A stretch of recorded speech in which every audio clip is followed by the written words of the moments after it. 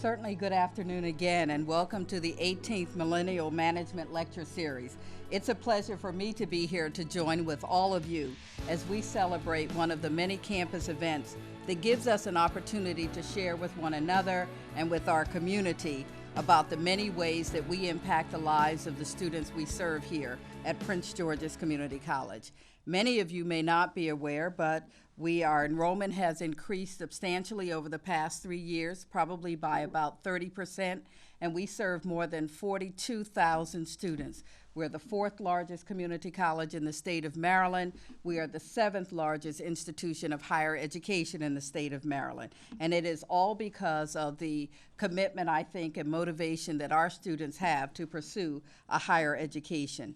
I want to take this opportunity to personally thank the Business Department, the Hillman Entrepreneurs Program, and the Prince George's Community College Alumni Association for your work in putting this event together today. I also want to take a moment and highlight the faculty, staff, and academic leadership here at the college and in this program. So thank you all very much for what you do. And I also want to thank the members of the Prince George's Community College Alumni Association who are here with us today as well. So thank you all very much for being here. It is indeed an honor for us to have U.S. Senate Chaplain Barry Black joining us today. And I want to thank him for agreeing to be a part of our lecture series and for sharing his time with the college. And I will tell you that this series is just so critical because it also will teach you about the notion of leadership and what are the skills and talents and capabilities, the commitment and the motivation and the perseverance that will help you become true leaders like our speaker today. So thank you all very much, and we certainly look forward to enjoying the rest of this afternoon together.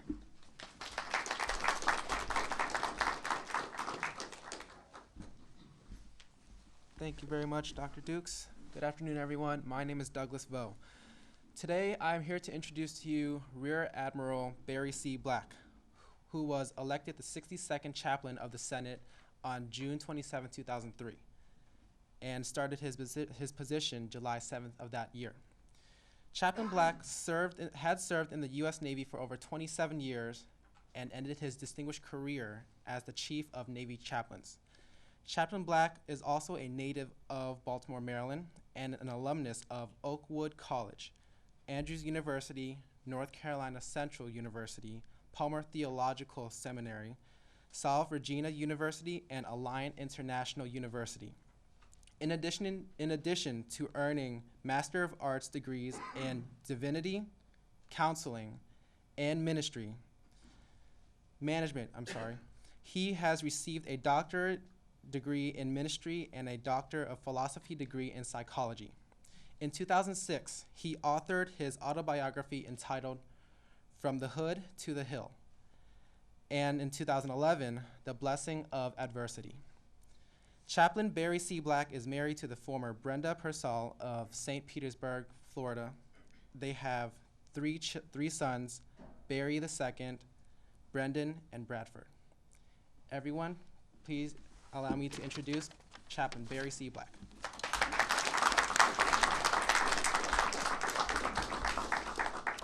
Thank you very much. It is a tremendous honor for me to be able to share in this lecture series, the Millennium Management Lecture Series. I was a bit startled when I came in because they told me I would have to go to makeup since this is being recorded. So I met the prepossessing makeup artist and I said to her, would you make me use your powers to make me look like Denzel? And so she started working on me and eventually said, you're going to have to settle for Don Cheadle. So this is what you get. As has been mentioned, I grew up in Baltimore, Maryland. And I don't know, anyone from Baltimore here? Baltimore, Maryland? No homies in the room? Okay. Anyone familiar with Cherry Hill in Baltimore? Okay, there you go. Well, you know Cherry Hill is indeed the hood. And it was already mentioned that my autobiography, which I'll be signing for any of you who are interested, is entitled From the Hood to the Hill. I'll be giving the Millennium Management Lecture Series discount. And the blessing of adversity, finding your God-given purpose in life's troubles.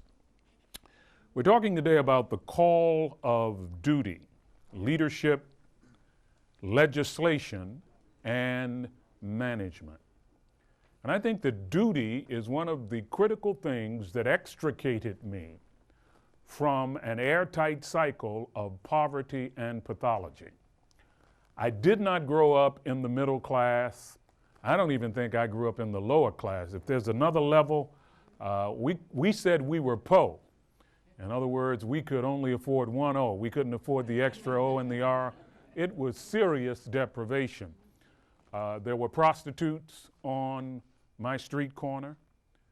There were drug pushers that you could readily see when I was growing up. At least 3 times before puberty, I was inappropriately touched by an adult. You know, outside my house, you couldn't even sit on the bus bench without risking your sanity. Domestic violence was a spectator sport. You could look out of the second-story window, or you could sit on the front steps and watch someone being beaten. There weren't very many marriage licenses in my neighborhood, and it was in that pathology that I grew up. On the weekends, you could hear the staccato bark of gunfire. The HBO series The Wire hones in on my neighborhood. It was the epicenter of crime and pathology, and still is in Baltimore, Maryland. Your car broke down, if you even had one, don't call the tow truck, because the drivers would cast lots before they decide who was going to go to that neighborhood to help out in an automotive emergency. And yet, my 7 siblings and I, in a female-headed household, all escaped that cycle of poverty. Escaped it and went on to become university professors, principals of schools, 2 of my sisters, a gospel singer, a computer specialist, expert, making websites for celebrities. They all ended up being contributing members to society. And I believe that the notion of duty was a critical factor in making that happen. And I'm going to unpack that a bit for you in this lecture. I want to look at it in terms of leadership, because my quick definition of leadership is influence. And if leadership is influence, then each of you is a leader or a potential leader. Leadership, true leadership, has little to do with positional authority. Classic example of that is the story of David in 1 Samuel chapter 17. Israel is in the valley of Elah, faced with a giant who had dwarfed an NBA all-star. Goliath was 9'6". Now, that makes Shaq look small, okay? And he was giving forth his bellicose rhetoric, or as they say in my native tongue, selling his wolf tickets. And I am fluent in Ebonics. And all of Israel, says 1 Samuel 17, trembled and was afraid until a teenager, okay, David was probably 16 or 17, walks on the battlefield and becomes the leader. You've got King Saul, you've got all of the generals, you've got all of the soldiers who are absolutely terrified by Goliath, and a teenager focused on duty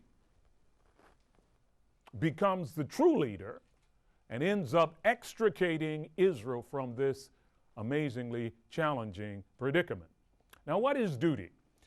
Duty is an obligatory task, responsibility, or function related to a position. Okay? Duty is an obligatory task, responsibility, or function related to a position. My favorite duty speech was given by Douglas MacArthur. MacArthur in May of 1962, was receiving an award at West Point. He was an extremely powerful communicator, and he got up in his very self-deprecating way and gave one of the best extemporaneous speeches, if you can call what MacArthur did extemporaneous, one of the best extemporaneous speeches ever given. He was handed the award, and his response was, first of all, "I lack," he said, "the eloquence of diction, the poetry of imagination, and the brilliance of metaphor to be able to express what I feel at receiving this award." Okay, and that's that kind of impromptu that seems a little bit on the prepared side for me. But then he goes on to say that the three watchwords that have guided his life are duty, honor, and country. And he went on to say about duty that all that you should be, all that you can be, you will owe to this word duty. That obligatory task, responsibility, or function connected to a position. Now, what you say, I don't have a position, so what is my duty? You do have a position. From the perspective of a theologian, all right, your position is an individual created in the image of God. There's something transcendent about each of us. And I love William James, the late Harvard psychologist. He wrote a wonderful little book, almost a pamphlet, some lectures he gave, called Pragmatism. And James argues that more important than the validity of an idea is the utility, or what James calls the cash value of an idea. Is it working for you? I was on a plane and I met an atheist, and he was just, when he found out that I was a minister. I normally wear a costume when I fly so that they won't suspect that I am related to the ecclesiastical. My costume is jeans, a sweatshirt, a ball cap turned around with my shades on, and that's usually enough to ensure that no one will converse with me the entire flight.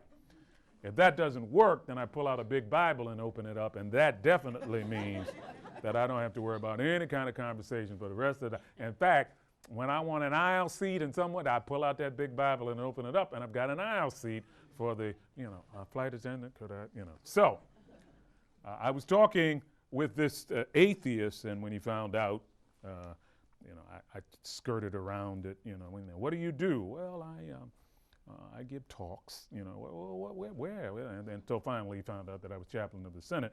And then, he went on the attack. Oh, how could you possibly believe in God? And he went on and on and on and on. And I said, you didn't know me before I met God. I was in the hood.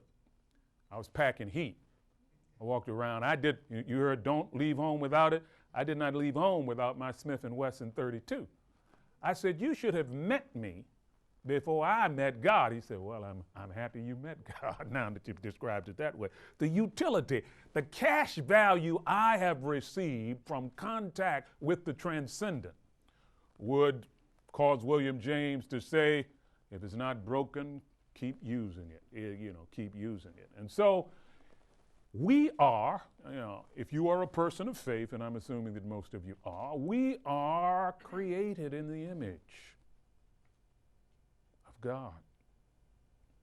And the first command given to humanity in Genesis chapter 1, let me see, that's an AP question, by the way. Does anyone here know the first command given to humankind in Genesis chapter 1? Very good. All right. Be fruitful and multiply. Be productive. Be a problem solver. Subdue the earth. God created us to be problem solvers. If you have that proclivity toward solving problems, you won't lack employment very often in your life. My boss, 4-star Admiral Vern Clark, when I was chief of chaplains for the Navy, said, "Thank God for problems because they keep us employed." Nobody's going to hire you to come to them describing the problems. You have a responsibility to have some solutions in mind when you come, describing in your graphic terms the challenges that the organization is facing. After all, you're getting a check. So God expects us to be productive and to solve problems. Where would we have been during World War II without problem solvers? Winston Churchill, John Kennedy, President Kennedy once said, "Marshaled the English language and sent it forth to battle." And Churchill, his gravelly, kind of a synthesis British-American voice, because his mom was American, that all I have to offer you is blood, tears, toil, and sweat. And then the stentorian, borderline patrician voice of Roosevelt, December 7th, 1941, a day that will live in infamy. So, why is duty so important? Duty is important, number one, because it builds character. When you are focused on duty, it's a character builder. My mother used to give my siblings and me our allowance based upon scriptural memorization. She was trying to get duty into us. 5 cents a verse. Now you have to remember that in the medieval period that I grew up in, you could buy one of those big Snickers bars for 5 cents. I'm talking about the big ones, the ones that you'd pay $1 for today. Baby Ruth, nickel, okay? Sugar Daddy, I wish they'd bring them back. Nickel, okay? And so a nickel a verse was significant. If you would enter my home, you would see my siblings and me combing the scriptures, not for spiritual sustenance, but for short verses. We wanted to pick the low-hanging fruit. I know every short verse in the Bible. That's how I made it and get with my allowance, okay? My favorite Bible verse is not John 3:16, it is John 11:35. Jesus wept, a powerful verse. Powerful verse. Luke 17:32 is my second favorite. Remember Lot's wife. I love those verses. They're powerful verses. 1 Thessalonians 5:16, rejoice evermore. Powerful verse. And I was garnering the nickels. But when I was 13 years of age, still getting a nickel, Mama never raised the price for some reason, I memorized Proverbs 1:10. I'd fallen in love with the book of Proverbs because the verses are short, maxims.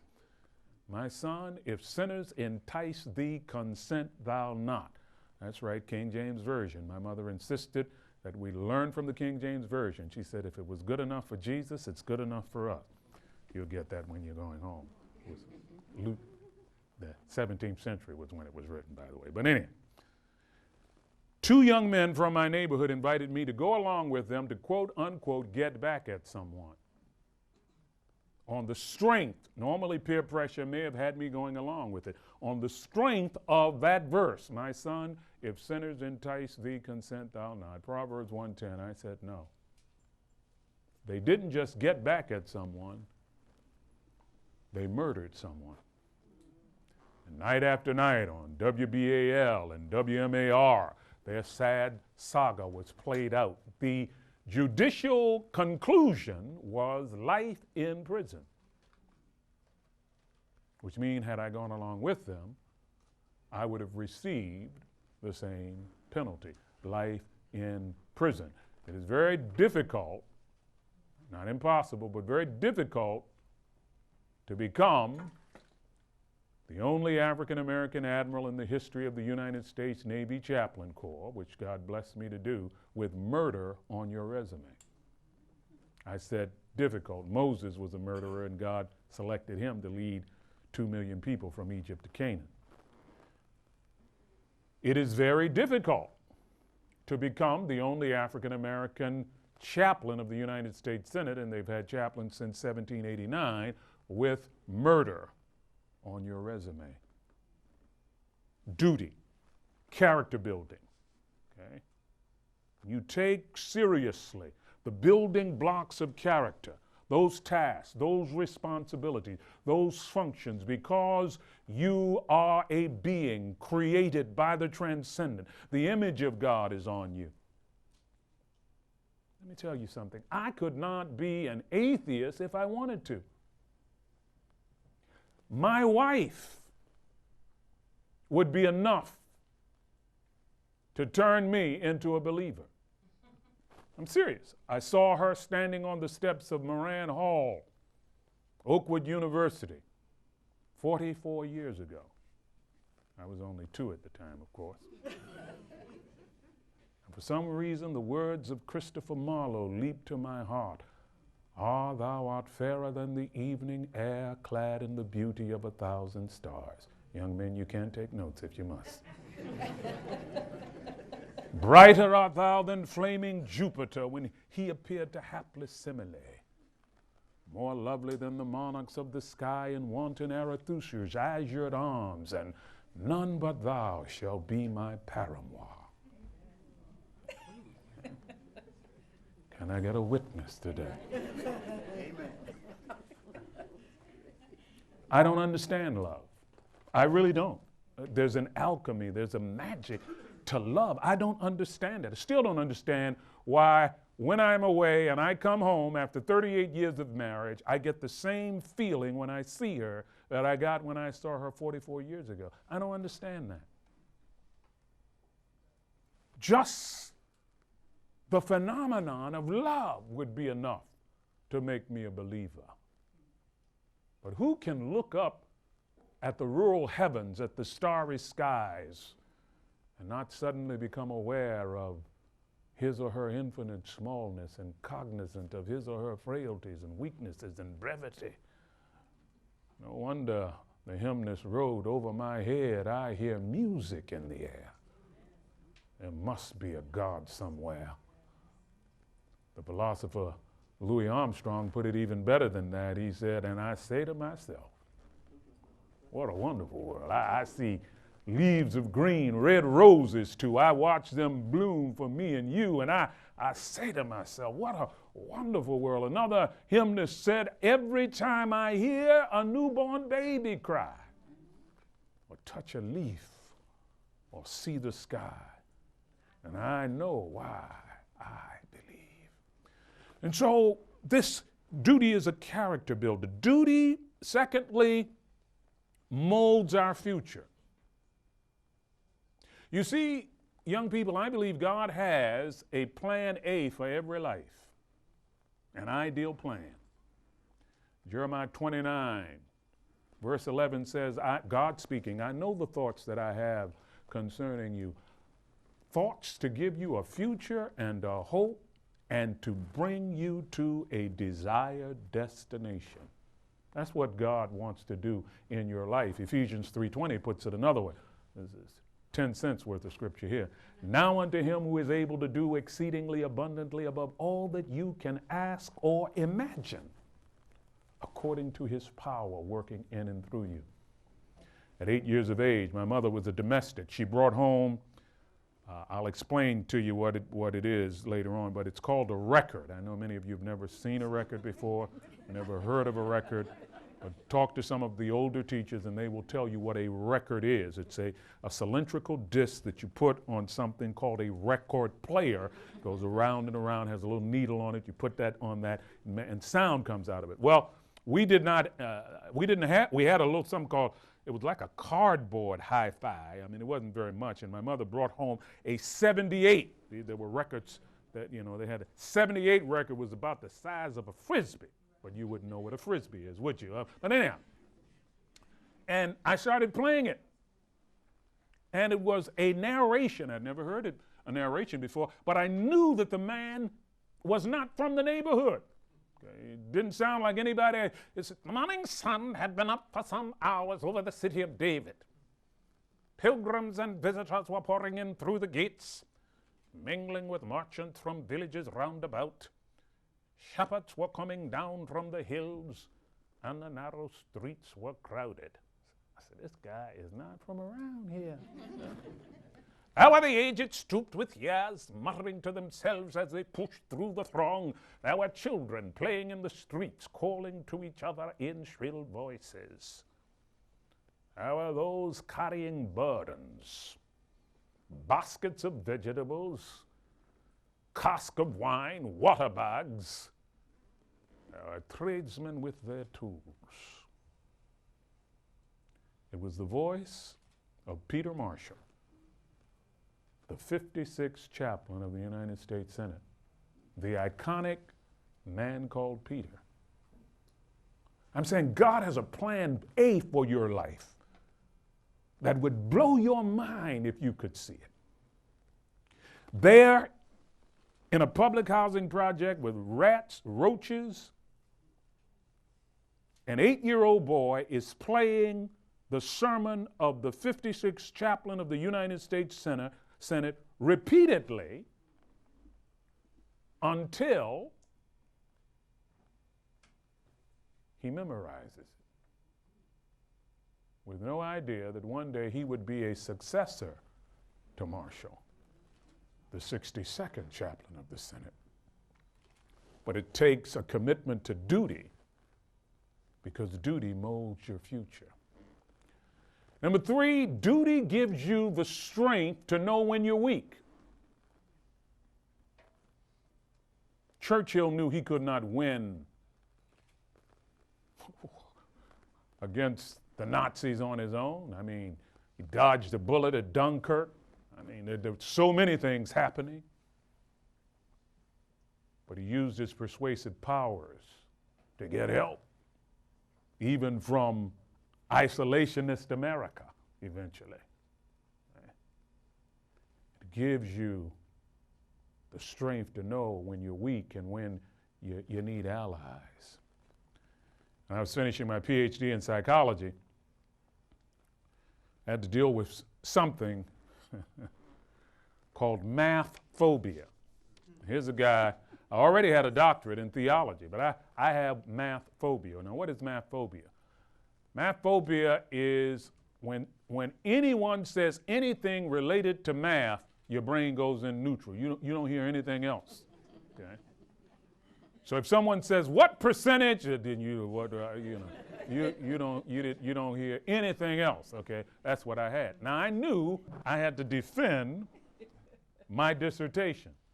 I knew I was in trouble with this math phobia because I had to defend the dissertation.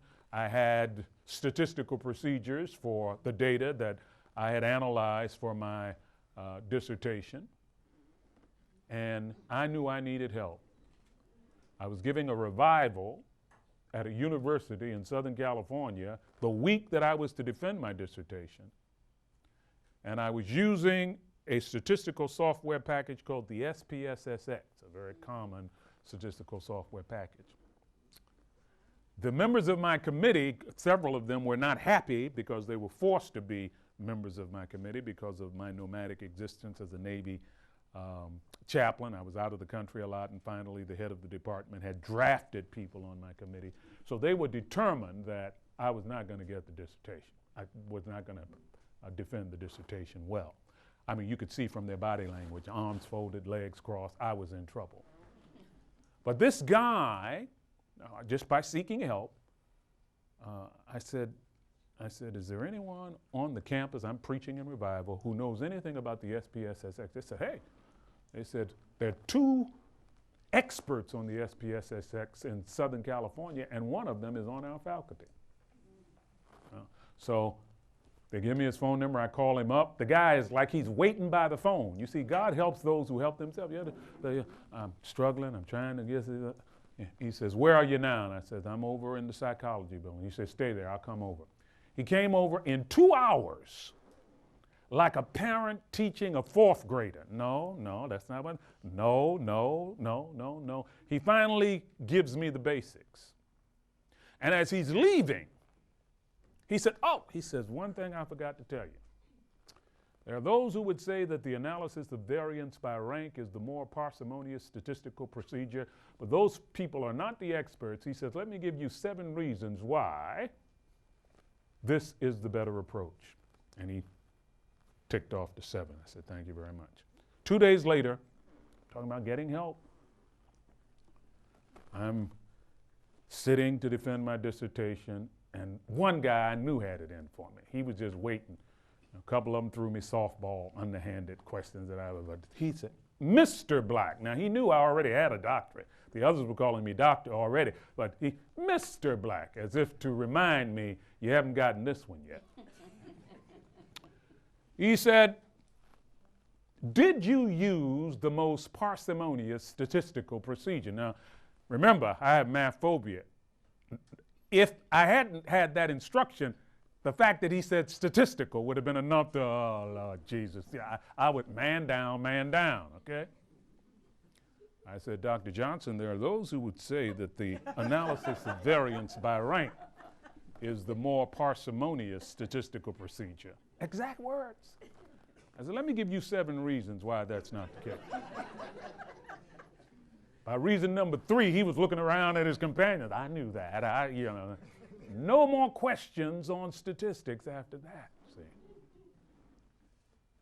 You gotta learn how to know where you're weak and to get some allies to help you get over, right? And then the 4th reason why you have to focus on duty is because duty enables you to have the courage to go on even when you are afraid. You see, you're going to be faced with challenges as you go through life. That's just the nature of the journey. And there are going to be all kinds of voices telling you why you can't do something. And it is, I've got to do my duty, that enables you to have the courage to continue even when you are afraid. Dear friend of mine, pastors a church in D.C., working on his PhD, failed the defense. It was over. I told him my story, and I said, you know what my plan was? He said, what's that? I said, my plan was if I didn't defend my dissertation, if I failed it, I was going to collect my transcript and begin to canvass colleges, universities, to see how much I could get for the coursework that I'd already taken. My plan B was to start all over again, because you're not out until you quit. The courage to keep on. He said, Barry, I'm tired, I can't do that. His wife, Sharon, got on his case. Baby, I'm tired. But he didn't tell us, but he started talking to universities. The second school that he spoke to was Regent down in Virginia Beach. Told them, we'll take all of your coursework. And you have to take 3 more classes, write a dissertation, and you'll get a PhD in leadership. And that's what he has today. Duty. You've got a duty to do some things. It'll give you the courage to continue, even when you are afraid. So let's look at leadership and our duty to lead. As I said, it involves doesn't involve positional authority. It involves influence. Leadership is the mobilization of people toward a shared objective. And each of you has the capability of being a leader. So if I'm going to obey the call of duty to leadership, what should I be doing? Let me give you 5 things quickly. Number 1, I should live to serve. If I'm going to obey the call of duty to leadership, I should live to serve. One of the greatest leaders of the 20th century, Martin Luther King Jr., in his last sermon and the last words of his last sermon, he said, if you're around when it comes my time to meet my day, I don't want a long funeral, and if you get somebody to deliver the eulogy, tell him not to talk too long. Tell him not to mention that I won a Nobel Peace Prize. That isn't important. Tell him not to mention that I won 300 or 400 other awards. That isn't important. Tell him not to mention where I went to school, because I want somebody to be able to say in that day that Martin Luther King Jr. tried to give his life serving others. It's about serving. It's about making the world better. And he ended his sermon with the hymn, if I can help somebody as I pass along. All you need is one. Then my living shall not be in vain. I do a Bible study in Postal Square, right down by Union Station. And one of the things that I like to do is to go out. They're panhandlers. And I like to, with intentionality, make a difference in someone's life. But I want those panhandlers to know that I see them as human beings, not just deprived individuals. So on Valentine's Day, because I got a couple of girlfriends out there, you know, that got their shopping carts and their, you know, I brought long stem yellow roses. And some of them only had 3 or 4 teeth in the mouth, but you should see the beauty and the radiance when you hand a rose to someone who is not even feeling human, okay? Because the challenge for us is to make the world a better place, to live, to serve if you're leading. Secondly, if you're going to obey the call of duty to leadership, define reality. Max Dupree, in his book, Leadership is an Art, says the first responsibility of a leader is to define reality. What does that mean? It means that the vision and the mission of the organization or the unit should be clear to you. In fact, you should be a significant force in constructing that vision. What is a vision? A vision is an attractive picture of what you want your organization to look like. George Bernard Shaw captured it well. Some men see things that are and ask why. I dream things that never were and ask why not. Why not is the vision thing. It is no coincidence that one of the great speeches in leadership history is, I have a dream, okay? So you must define reality. There's a wonderful verse that says, where there is no vision, Proverbs 29:18, where there is no vision, the people perish. I remember I was just a kid when John Kennedy said, we're going to put a man on the moon by the end of the decade. That's what visionary leadership should do. So you live to serve, you define reality, you make the workplace more palatable, or the work environment more palatable. The world should be more flavorful because you're here. Lighten up. Right? Jesus put it this way in Matthew 5:13, you are the salt of the earth. You know, people should not be high-fiving one another because you had a sick day. Okay? You know, you ought to, the workplace ought to be more palatable. I mean, think of grits without salt. I shudder at the thought, okay? So you make it more palatable, okay? Number 4, illuminate your environment. That's Matthew 5:16. You are the light of the world. People should be more informed.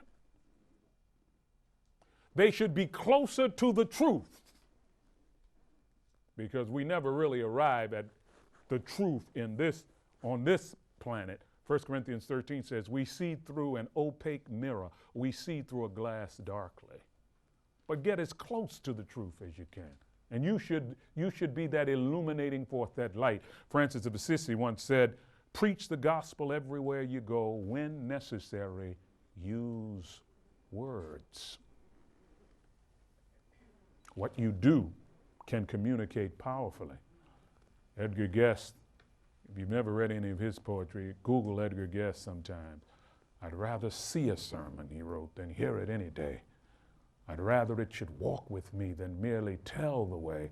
The eyes are better pupils and more willing than the ears. Fine counsel is confusing, but example always clear. Walk the talk, okay? Walk the talk.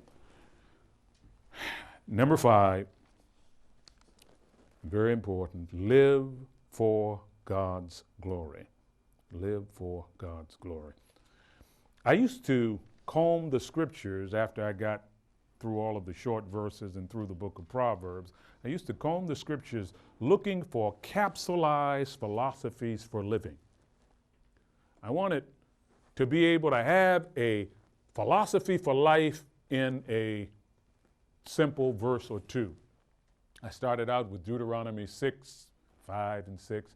Love the Lord your God with all your heart, soul, mind, and strength, and your neighbor as yourself. Then I landed on Matthew 7:12, which is what I call the Cliff Notes of the Bible. If you want to memorize the entire Bible, all you've got to do is know Matthew 7:12. If you want to place the theological intensity of revelatory knowledge on any issue, it's called the Golden Rule. Treat others like you want to be treated, or as Judaism puts it, what you don't want done to you, don't do to anybody else. If you put that searchlight on any issue, it's an amazing capsulized philosophy for living. Later, and it got me out of a jam that I talk about in my book but don't have time to talk about now, in Ecclesiastes 12:13 and 14, let us hear the conclusion of the whole matter. Fear God and keep his commandments, for this is the whole duty of mankind or humanity. For God shall bring every work into judgment with every secret thing, whether it be good or whether it be evil. But the one that I landed on that I still use, 1 Corinthians 10:31. In fact, when I sign my name in my book, I always put 1 Corinthians 10:31 afterwards. Whether you eat or drink or whatever you do, can anybody finish it for me? Bingo, there it is. All right, got some Sunday school folk in here. Okay, do it all to the glory of God. The critical question when faced with any ethical conundrum is, will this glorify God? In fact, the Westminster Catechism asks the question, what is the purpose of humanity? What is the chief end of humankind? And the answer is the chief end of humankind is to worship God and glorify his name forever. Jonathan Edwards, first president of Princeton, amazing theologian and philosopher who preached the famous sermon, Sinners in the Hands of an Angry God. Edwards, when he was 17 years of age, wrote out over 40 resolutions. Google sometime Jonathan Edwards' resolutions. And his first resolution was, I will live for God's glory. So there you have 5 things for those of us who are leading, and all of us are leaders because each of us has influence. And if you're going to obey the call of duty to leadership, you must live to serve, you must define reality, you must make your environment more palatable, you must illuminate your environment, and you must live for God's glory. Now, that's the leadership part. From a legislative perspective, because most of you will not be legislators, but I think it is critically important, if you're going to obey the call of duty for legislation, to have a sense of calling. Okay? Romans chapter 13, verse 1 says that governmental leaders are ordained by God. Read that, Romans 13, 1 through 7. Powerful. Honor to whom honor is due. Taxes to whom taxes are due, you know. So you need to have a sense of call, okay? That's number 1. Number 2, you need to seek God's wisdom. One of my favorite Bible verses is James 1:5. If you lack wisdom, God says, ask me for it, and I will give it to you liberally. James 1:5. It's an amazing Bible verse because it's basically saying no one needs to go through life stupid. God is basically saying, I've got the wisdom, I want to shower you with it liberally. So having the sense of call, asking God for wisdom, because revelatory knowledge is needed in governmental affairs. Many people are like Nebuchadnezzar's wise men in Daniel chapter 2. Remember, Nebuchadnezzar had a dream. They're making it up as they go along. Daniel had revelatory knowledge, the true ability to interpret dreams, and that is what you need. So those are 2 things if you're going to obey the call of duty as it relates to legislation. Know that you are called and seek transcendent wisdom. And then finally, lifestyle, because I am told that my assignment is the call of duty, leadership, legislation, and lifestyle. Very alliterative. Appreciate that. Makes it easy. And the critical thing I would say about lifestyle is be faithful. Okay? 1 Corinthians 4, chapter 1 says, think of us as servants and stewards of the mysteries of God. Verse 2 says, it is required of servants that they be found faithful. Now, what does faithful mean? Faithful means reliable. Faithful means dependable. Okay? And Jesus gave a great example of faithfulness in Matthew chapter 24. He talked about a man who went away, assigned his servants work to do, but he said, I'm not going to tell you when I'm going to come back. And he says, that servant is faithful who, when the master returns, even unexpectedly, finds the servant doing his work. You see, many of us are what the Apostle Paul calls eye servants, E-Y-E. We're busy as long as there's a supervisor looking at us. Okay? But when there is no supervision, then we're kicked back and inappropriately doing nothing. Okay? So if you're going to be faithful, it means doing your duty, doing what you know is expected of you. Okay. Now, this reliability should be in several areas. First area, be reliable or faithful in terms of lifestyle with your time. I used to take the Virginia Rail Express in to the Capitol, and I fly somewhere at least 40 weekends out of the year to speak. And I'm amazed at people who sit on the plane and just fritter away time. Time is the stuff that life is made of. And they're sitting on the VRE, it's just bumping up, as if to say, what do I do for a living? For 45 minutes doing nothing. It's valuable time. Okay? I asked the late Senator Robert Byrd, in his late 80s, he was still cranking out books. I said, when do you find time to write? And he drew himself back, and with his stentorian projection, he said, almost spat it out, I don't watch television. Which is a great time waster. So be faithful in your time. Be faithful, secondly, with your talent. I was on a plane about 11 or 12 years ago, and a lady came on who looked just like Mariah Carey. And so I'm a preacher, but I was thinking to myself, I wonder, where she's going to sit, And then just miraculously, as if God answers prayer, she sat beside me. Praise the Lord. Said, this is going to be a good weekend, okay? So I started talking to the young lady, and she said she had just finished medical school. And I said, congratulations. I said, where are you going to do your residency? And she said, oh, I'm not going to do my residency. I said, what? She said, no. She said, medical school was my mama's dream. Hammered it time and time again. She said, my passion is music. She said, Mama has her diploma now. Now I'm going to pursue my dream of music. Well, being a minister, I had to give a somber look, but I was thinking to myself, bravo. Bravo. Life is too short for you to be spending it on someone else's dream. So be faithful with your talent. And then be faithful with your treasure. The Bible verse says, where your treasure is, there will your heart be also. A friend of mine, a relative actually, brilliant mathematician, had Alzheimer's, quickly took him out. But the last thing that he said, you would go and sit with him for about an hour. He didn't even know who you were toward the end. But then he would turn to you and say, this house is paid for. Oh, really? Oh, yeah. And he stood for another 45 minutes, and he turned and said, this house is paid for. That was all I did think his dying word. He's dying. My house is paid for. Where your treasure is. Now, it's a beautiful house. It's a, $1 million home neighborhood in St. Petersburg, Florida.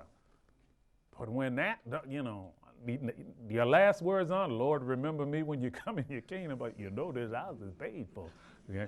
Where your treasure is, there will your heart be also. Be faithful in your time, be faithful in your talent, be faithful with your treasure, talking lifestyle, be faithful with your testimony. Someone said, if you were arrested for being a person of faith, would there be sufficient evidence to convict? Or would the judge throw it out in a summary judgment? You've shown me no evidence here that this individual is. I saw a lady, I was at the airport, as I am quite often, and she was in Islamic attire. And I said, you know, I had some time on my hand. I said, got a feeling somebody's about to be randomly selected for a search. And sure enough, she went through the normal search, and madam, you have been randomly selected to be additional screening. And I stood there and watched as they took girlfriend through. I mean, prison had nothing on her. I mean, they were thorough. And she was just beaming, and then I said, my goodness. Now, I'm not saying that a Hindu or a Buddhist or, you know, a Muslim could not have such an equanimity of temperament, but I said, I bet this woman, I said, somebody's got to know Jesus to go through that with that kind of attitude. So I grabbed my little roller bag as she went through, and I pulled alongside her, and I said, excuse me. I said, how long have you been a Christian? And she turned with a beautiful smile, and she said, how did you know? Okay. You are living a testimony. You are giving a witness whether you want to or not. Paul says you are a living epistle, written, a living letter, written so that people can read. Be reliable in your testimony. And finally, be reliable not only in your time, talent, treasure, and testimony, but be reliable in your trouble. You need a Timex mindset. You got to be able to take a licking and keep on ticking. And you can tell a lot about a person when it comes to how he or she handles his or her troubles.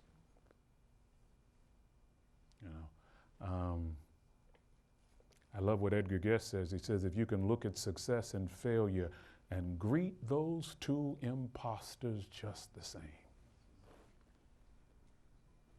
I know the president, he was a senator, and we got to know one another. I was his pastor, and one of the things that I admire about him is his equanimity of temperament.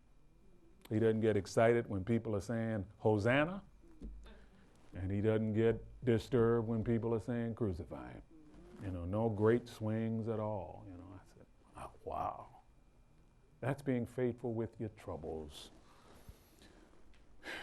The carpenter from Nazareth, Matthew 11 said, come unto me, all you who labor and are heavy laden, and I will give you rest.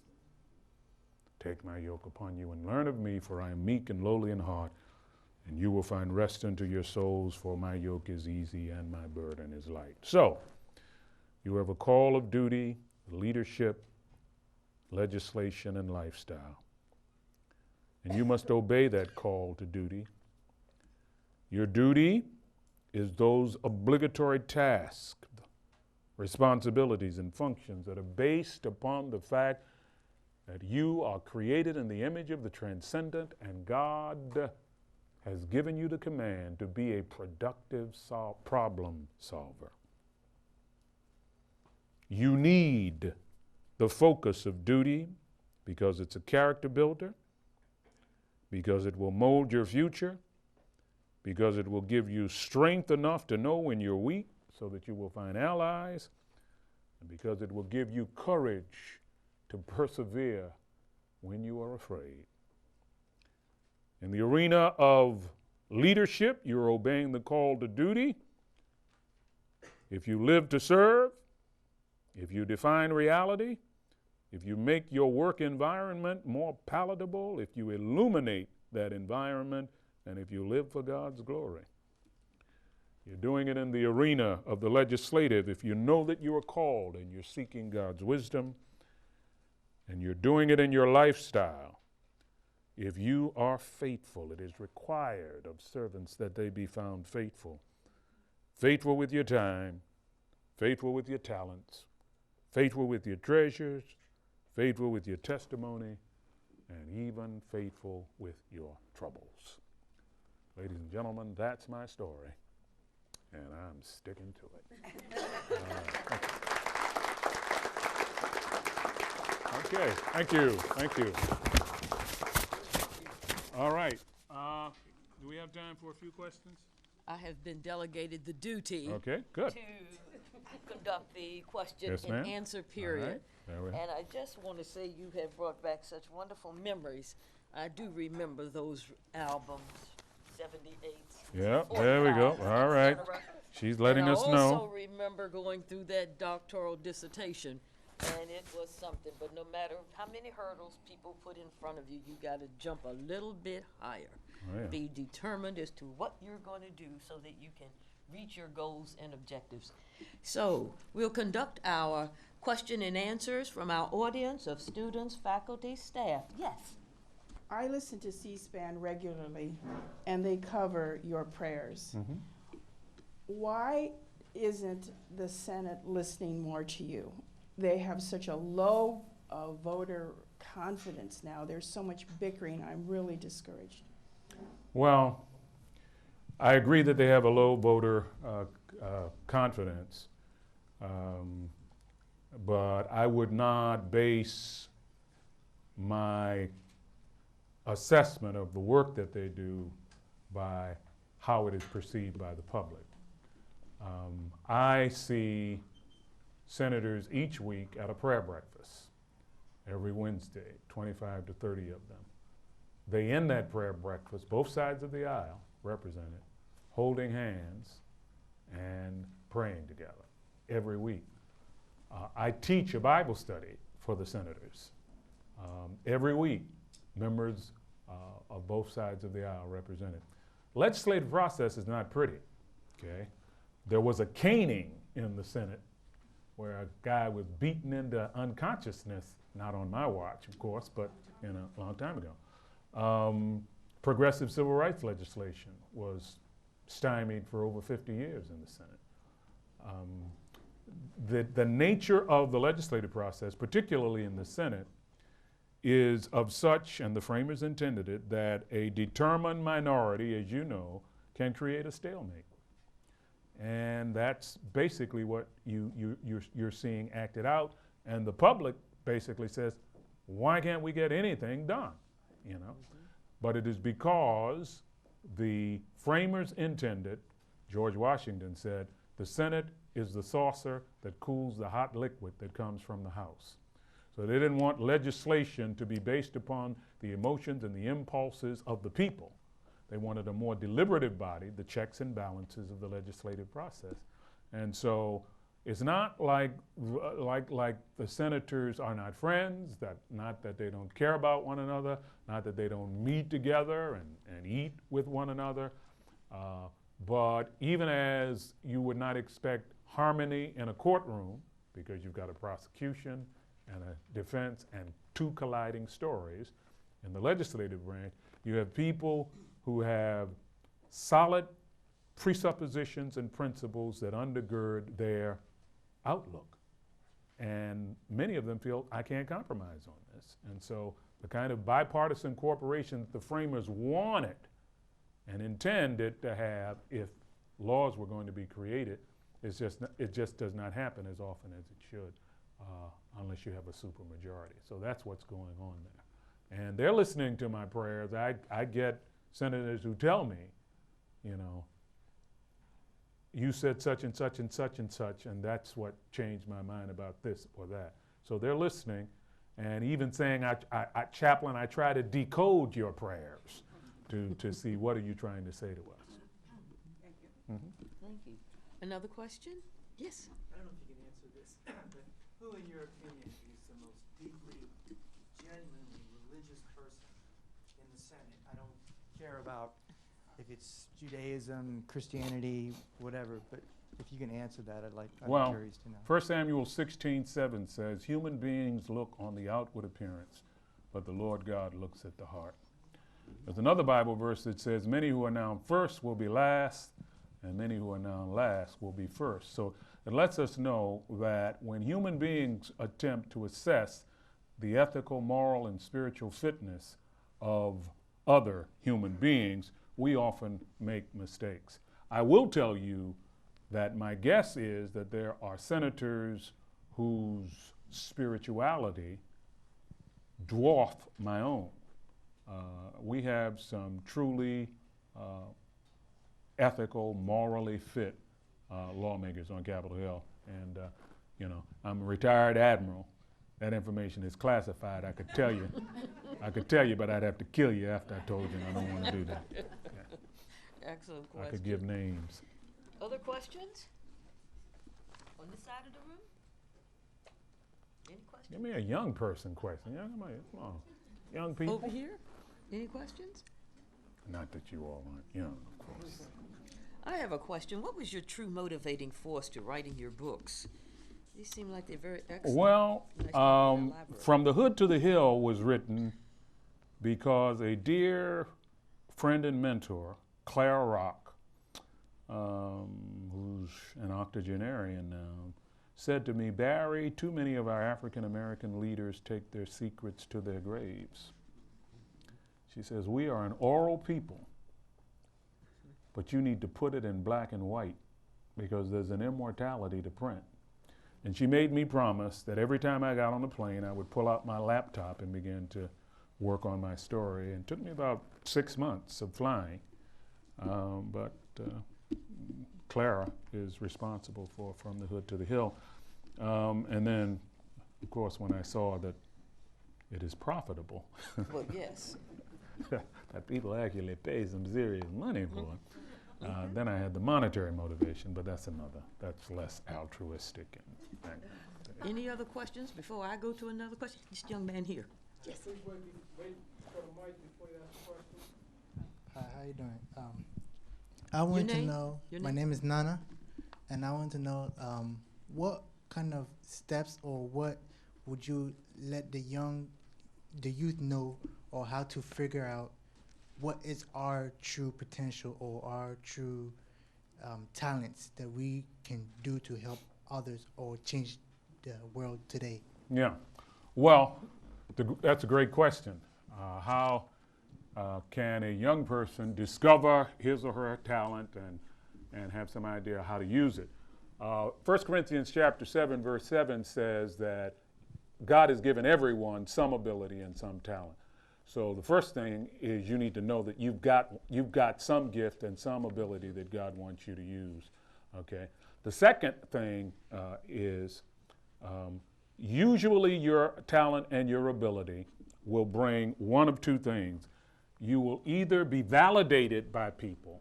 Folks say, boy, you are really good at such and such. Oh, look at that little boy sing. So you're validated early on, or it gets you in trouble. Okay, when my teacher is in the 4th grade, Barry Black, are you talking again? I'm in the back.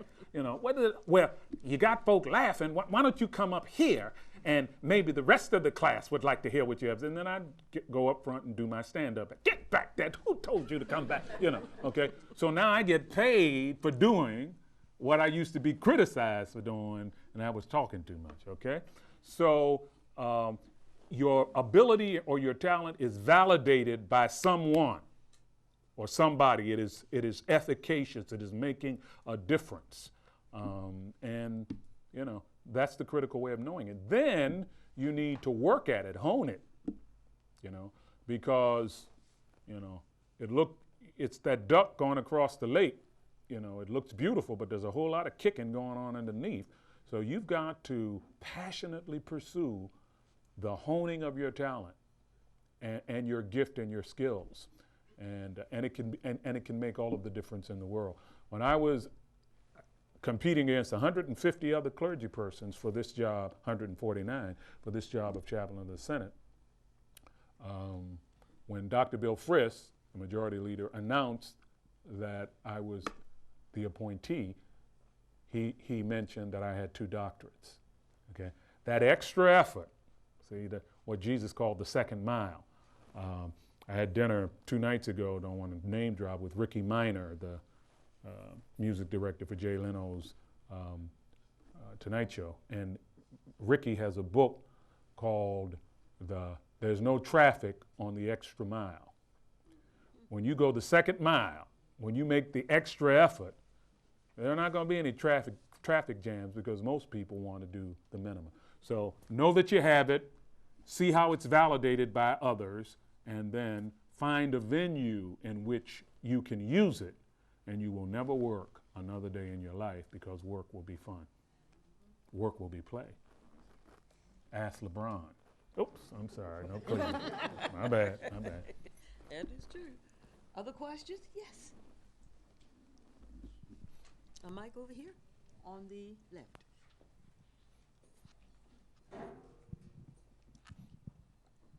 Hi, my name is Ingrid Jackson, and Dr.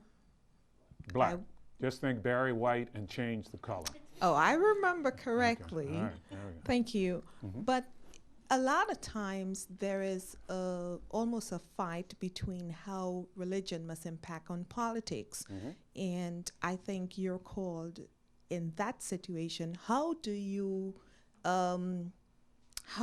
get the two to mesh? Because it is a sort of tricky arena once you start talking politics and religion together. Well, Jesus suggested in Matthew chapter 22 that the balance is to render to Caesar what belongs to Caesar and render to God what belongs to God.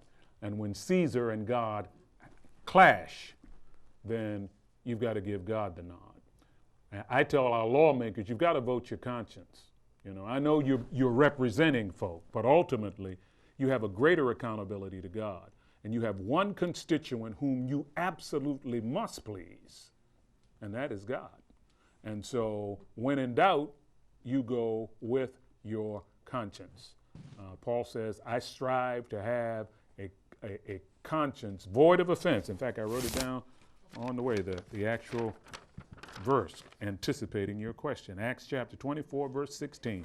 I strive to have a conscience void of offense toward God and man. So I think when you recognize that some things may belong to Caesar and some things may belong to God. You see, that notion of wall of separation does not appear in the Constitution, by the way. The only thing that appears in the primary thing that appears is the First Amendment, the Establishment Clause. Congress shall make no law respecting the establishment of a religion or prohibiting the free exercise thereof. But there should be no religious test. I smile when people, you know, I travel on, is he a Christian? You know, constitutionally, I mean, there should not be a religion test, but you've got to vote your conscience. So that's the guidance that I would give. Okay. Yes. Afternoon. My name is David Briscoe. My question is, from listening to you, it sounds like you have, from early age, you had a very good sense of duty, and from listening, you also sound like a great orator. My question is, did you always have the sense that you wanted to work in the public sector versus the private? Because with those skills, you could apply them in either category. And you know, I think sometimes that's the choice we have to make, is whether it's going to be private or public sector. Well, I worked in both. I once had a lady ask me, how old are you? And I said, let me give you my background. I said, I was a missionary to South America. She said, muy bien. I said, I pastored 11 churches. She said, oh, she's right. I said, I was a Navy chaplain for 27 years, and I've been a chaplain of the Senate for 9 years. And she says, you're 89. So, you know, math phobia, I hope. So I worked in the public sector as a missionary and as a pastor of 11 churches before I entered the military ministry. So I do both, and I still do an awful lot of preaching in the private sector. I mean, I worked in the private sector before. What would you say brought you to that decision? Because that was still a decision to go from public to private. I wanted to work with young people. I've always loved working with young people. I know that the significant people in my life were folk I met as I was being educated. And they told me I was too young. I was in my 20s. You're too young to work with young people. You have to be in your 40s, which to me seemed ancient, to work with young people. And so I looked at the prison ministry and then looked at the military ministry and decided on the military. And, you know, when in doubt, to your question again, try something, you know. There's a wonderful verse in Psalm 1, blessed is the man that walks not in the counsel of the ungodly, nor stands in the way of sinners, sits in the seat of the scornful. Whatever he or she does will prosper. You got to do something. God promises to prosper what you do, verse 3 of the first Psalm. And so I said, I'll try it for 3 years. If I don't like it, I'll get out and do something else. Fell in love with it immediately. Found my niche, something where I'm a jock. In the military, you get rewarded for, I was a 9.4 sprinter in college. I was cross-country runner in high school and college as well.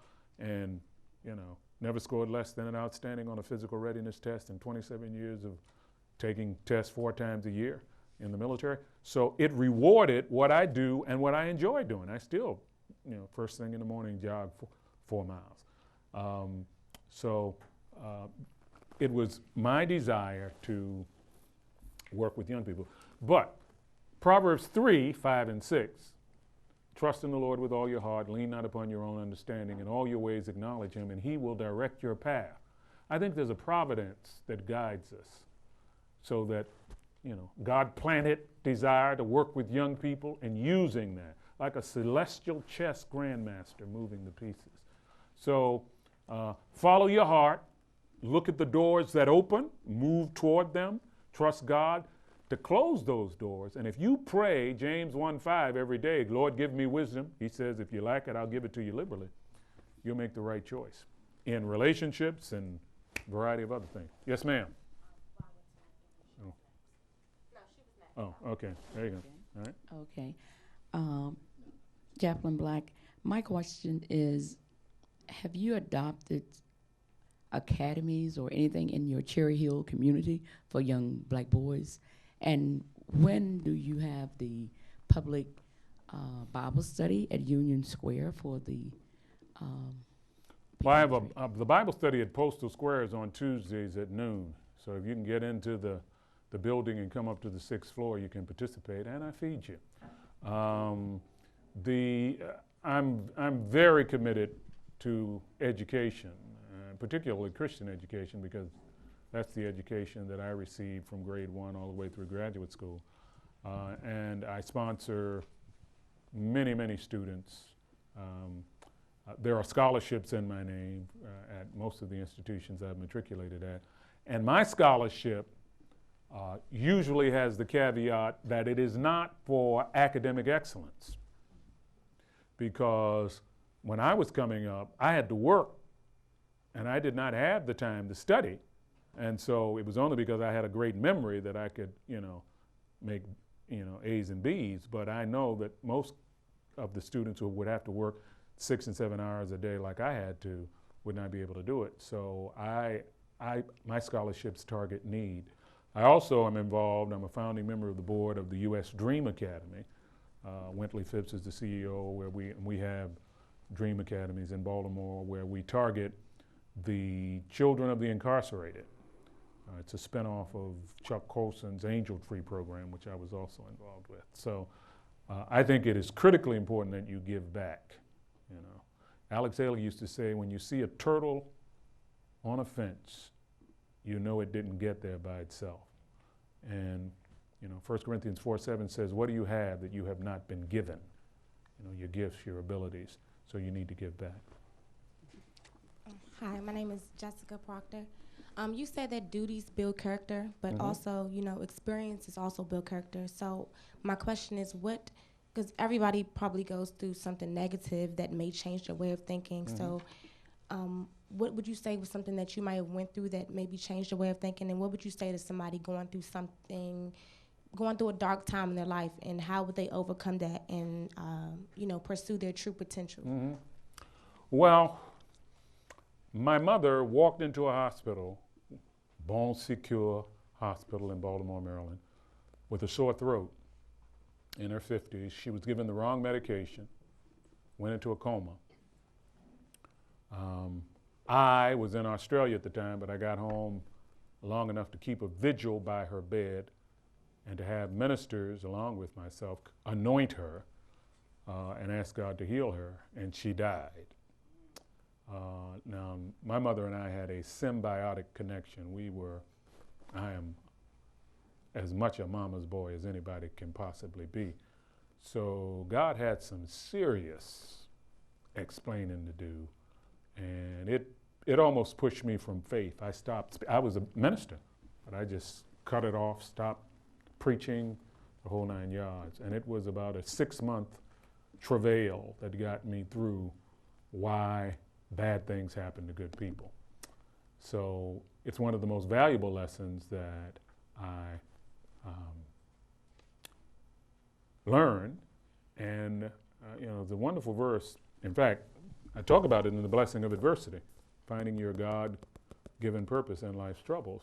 I was able, when I officiated at the burial at sea of John F. Kennedy Jr. aboard the USS Briscoe, to minister to both families. And remember, the Bizet family had lost 2 beautiful daughters. So, I mean, unspeakable tragedy, but was able to minister, 2 Corinthians 1, 3, and 4, the God of all comforts comforts us that we may be able to comfort others with the comfort wherewith we have been comforted. So that was a painful lesson, and God used it for his glory. Okay. Thank you, Jessica. Yes, sir. Or you can use your evangelistic voice. Yes, Let's project it. There we go. All righty. Yes, sir, Admiral Black. I was just curious. By the way, I'm Professor Elijah Cooks, Chairman of the Business Studies Department. My question to you, sir, is did you join the military as an enlisted personnel, or did you go in as an officer? I went in as an officer. As an officer. All chaplains go in as officers. You get credit for your seminary training, and you go in as actually a Lieutenant JG, or it would be a first lieutenant in the Army. And I made lieutenant commander in 4 years, and then commander in 9 and up, and that's the normal route for. Not a bad, if you're interested in working with young people and doing something in the ecclesiastical arena, military ministry is wonderful. It really is. Yes, ma'am. Is there one thing that has stood out to you regarding President Barack Obama? Oh, I'm sorry. Is there one thing that has stood out to me? Regarding President Barack Obama as a leader of the nation? Well, I got to know him very well. And remember, I had 5 of my members running for the presidency at the same time. Joe Biden, Hillary Clinton, Chris Dodd, John McCain, and Barack Obama. The thing that stands out to me personally is an amazing spirituality. I probably have been asked more theological questions from him than all of the other senators combined. So an amazing spirituality and a quick study, scary in terms of his ability to devour material. I once gave him a book by Jung, Modern Man in Search of a Soul, which is a fairly sophisticated book in terms of psychology, and there was one chapter that I wanted him to read, and he devoured the thing. We were talking about it the next day. So great spirituality and marvelous analytical skills. Thank you. Yes, sir. What did you influence people? Excuse me, sir. Mike, just hold on 1 second. Can you please ask the question again? You say leadership is influence. What it takes to influence people then? What it takes to influence people? Yeah. Well, I think Aristotle in his rhetoric says there are 3 things that you need to be influential. And he used 3 Greek words, ethos, pathos, and logos. And he said those are the tools of persuasion, and they really are very powerful. And ethos is when you are perceived as ethically congruent, or the 5-cent way of putting it is when your actions back up your talk, okay? So when people think you're the real deal because you're living what you speak, that's very powerful in terms of influence. And we've seen what happened when political figures are no longer perceived as ethically congruent. Pathos is the ability to engender the appropriate emotion, okay? Martin King's 1963 speech was entitled "Normalcy No More." And he read, if you look at the video, he read through it. It was a manuscript speech, you know. Now is the time to make real the promises of democracy. Now is the time to rise from the dark and desolate valleys of segregation to the sunlit paths, and on he went. Then he flips the script, and the peroration, the climax that was prepared for him, he deviated and went into his sugar stick, we call it as preachers, I have a dream. I had heard him do that. Okay, I'm old enough to have I was in Alabama in the 60s, desegregating lunch counters, and sat and listened to Martin, and that was his, you know, that was his hoop, you know. But he went to it, and it is not remembered as the "Normalcy No More" speech. It is remembered as the "I Have a Dream" speech, and that was not even supposed to be in the speech. That was tacked on. So that's pathos. That's the ability to engender the right emotions. He knew what crowd he was going to, and his Baptist preacher reflexes kicked in. And then logos is the ability to produce the right emotions, the right reasoning. The difference between critical and uncritical thinking is that critical thinking gives reasons and evidence, and uncritical thinking does not. And so when you can line up the syllogism, have the logic, what it is, you know, in the play Julius Caesar, is an absolute, one of the best examples I know of ethos, pathos, and logos wedded together. So those are three ways. And if you read Aristotle's The Rhetoric, one of the things I would challenge you to do is read difficult books, resistance training for the mind. And what you will discover is when you go through them, you may only understand only 10% of what you're reading. But when you go through it the second time, you may understand 20%, because you're not the same person. And when you go through it the third time, you may understand 35, 40%, and on it goes. So, you know, a book like The Rhetoric or the Nicomachean Ethic, another book by Aristotle, or Plato's Republic, or Epictetus's Incredion, and wonderful books. The great books. Join the conversation of these great minds, Descartes, and Kant, John Stuart Mill, these folk, and it will be an amazing tonic that will give you the logos that you need when you're making arguments.